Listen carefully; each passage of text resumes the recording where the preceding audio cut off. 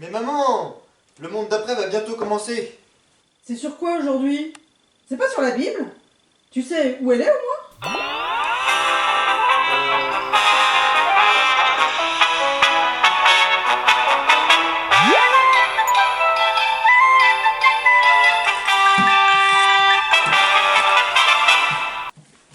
Est-ce que tu crois que c'est vraiment sa place? Non, pardon.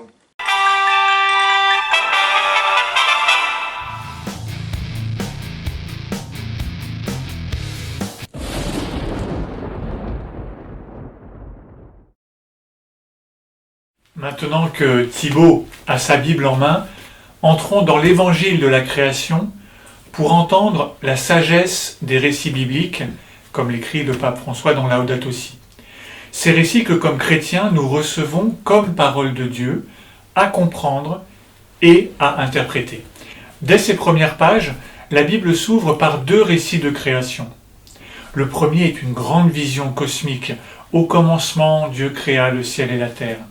Cette vision met en scène Dieu qui souffle sur le tohu-bohu, sur le chaos, qui distingue entre le ciel et la terre, qui met une limite entre la terre et les eaux, qui crée les semences, les plantes, les arbres, et leur donne de porter du fruit, qui crée les luminaires, les astres du ciel, qui crée les êtres vivants, les animaux, les poissons, les oiseaux. Et là aussi, il leur donne d'être féconds et il les bénit. Et enfin, Dieu créa l'homme à son image, à l'image de Dieu il les créa, mâle et femelle il les créa. Et là encore, Dieu les bénit et leur dit « Soyez féconds et prolifiques ». Tout ce premier récit est rythmé par plusieurs refrains. Dieu vit que cela était bon. Il eut un soir, il eut un matin. Ce fut le premier jour, le deuxième jour, le troisième jour.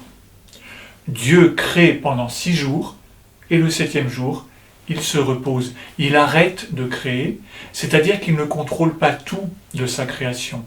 Il la laisse être féconde, il la laisse grandir au rythme de la vie qu'il lui donne. Que retenir de ce premier texte? Tout d'abord, Dieu crée en séparant. Il sépare les ténèbres et la lumière, il sépare le jour, la nuit, il sépare la terre ferme et les eaux. Les animaux et les plantes sont créés chacun selon son espèce. La création n'est pas seulement un moment initial, une première pichenette d'où tout partirait. Elle est aussi un monde organisé, un monde qui n'est pas arbitraire, un monde pensable. Le deuxième point, c'est que la création se distingue du chaos. Quand Dieu parle, il crée de l'ordre, mais le chaos ne disparaît pas pour autant. Il est comme repoussé à la frontière, mais il reste menaçant. On le verra avec l'histoire de Noé et du déluge. Les eaux vont couvrir la terre. Le retour au chaos est toujours un risque. Troisième point, la création établit une relation entre Dieu et les créatures. Dieu est extérieur à sa création. Les luminaires ne sont pas des dieux, contrairement à ce qu'on trouve dans les mythologies voisines d'Israël, en Égypte ou à Babylone, qui ont certainement influencé la rédaction de ces textes.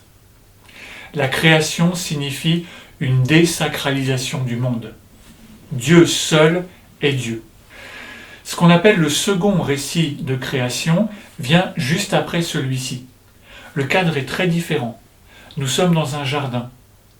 Un jardin, ce n'est pas une forêt vierge. Là encore, la présence de Dieu crée de l'ordre. De plus, Dieu donne à l'homme les animaux à nommer, c'est-à-dire qu'il établit l'homme dans une relation avec les autres créatures. L'homme est invité à cultiver le sol, à participer à la fécondité de la création, et sa responsabilité est engagée. Et dans ce jardin, la Bible va nous raconter une histoire, celle d'un arbre planté au milieu, l'homme et la femme, un serpent qui leur promet « vous serez comme des dieux ». Et dès le début, des problèmes. Une pomme, 2 poires et beaucoup de pépins. Le problème central, ça n'est pas la sexualité, comme on l'a trop souvent dit. Le cœur, c'est l'orgueil. Vous serez comme des dieux. C'est-à-dire le refus de ne pas être à soi-même sa propre origine. Nous venons d'un autre. Le monde vient d'un autre. Quand on pense création, et surtout création bonne, par un Dieu bon, surgit très vite la question insondable du mal dans le monde. Pourquoi le mal? Pourquoi est-ce que je fais le mal que je ne voudrais pas faire et que je ne fais pas le bien que je voudrais faire? Écrit saint Paul. La Bible ne donne pas de réponse intellectuelle sur l'origine du mal. Mais en mettant les paroles tentatrices dans la bouche du serpent, elle affirme que ce mal ne vient ni de Dieu ni de l'homme. Alors ça ne répond pas à la question théorique « Pourquoi le mal ?» Le mal n'est pas expliqué dans la Bible, mais il est posé dans un langage humain, raconté dans une histoire, et donc il peut être compris, il peut être travaillé, il peut être combattu. Le mal est une vraie rupture qui ne corrompt pourtant ni l'origine de la création dans la bonté divine, ni la possibilité pour l'être humain d'être responsable et d'être toujours aimé. Ce second récit de création se termine par des malédictions, qui disent bien que quelque chose a été cassé, que nous ne pouvons plus rêver à un état d'innocence. Mais cette cassure n'est pas originaire. Il y a quelque chose de plus profond qui reste intact, et toute la suite de la Bible est une grande histoire qui présente le récit d'un Dieu qui va chercher l'humanité pour la ramener dans la plénitude de sa présence. Mais ce chemin passe par un salut, par une conversion, par un retournement. La Bible parle de création dans d'autres livres, dans de nombreux psaumes, dans les livres de sagesse. Ces textes montrent la majesté du Dieu créateur. Qui a jaugé les eaux des mers dans le creux de sa main? Demande le livre d'Isaïe. Dans son dialogue avec Job, Dieu l'interroge. Où étais-tu quand j'ai fondé la terre? Indique-le si tu possèdes la science. Qui en a fixé les mesures? Le sais-tu? Terminons enfin par un point important. Après avoir parcouru ces récits de création, il nous faut ajouter que la première préoccupation de la Bible n'est pas d'expliquer la création. Le but de la Bible n'est pas de nous donner une cosmologie. Le cœur de l'histoire biblique, c'est l'histoire d'un Dieu qui vient partager sa vie avec l'humanité. Le cœur, c'est la Pâque. Le cœur, c'est la sortie d'Égypte, la sortie de l'esclavage. Le cœur, c'est la résurrection de Jésus. Ce cœur, c'est ce qu'on appelle le salut. Mais tu vois que pour un chrétien, le salut, la délivrance, ne s'oppose pas à la création. Il ne s'agit pas de sortir de la matière pour être enfin libéré dans l'esprit.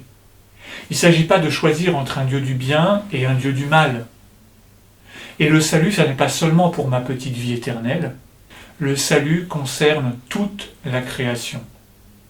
Et nous le verrons dans le livre de l'Apocalypse, Dieu fait toutes choses nouvelles. Il accomplit ainsi la prophétie du prophète Isaïe. Je vais créer un ciel nouveau et une terre nouvelle. On ne se souviendra plus du passé. Il ne reviendra plus à l'esprit. Soyez plutôt dans la joie, exultez sans fin pour ce que j'ai créé.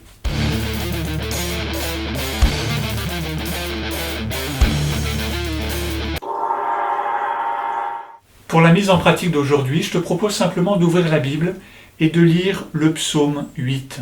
Quand je vois tes cieux, œuvre de tes mains, la lune et les étoiles que tu as fixées, qu'est-ce que l'homme pour que tu penses à lui, l'être humain pour que tu t'en soucies?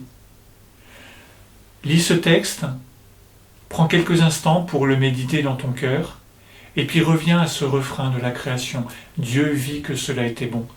Quand Dieu crée l'homme et la femme, il dit même « Dieu vit que cela était très bon ».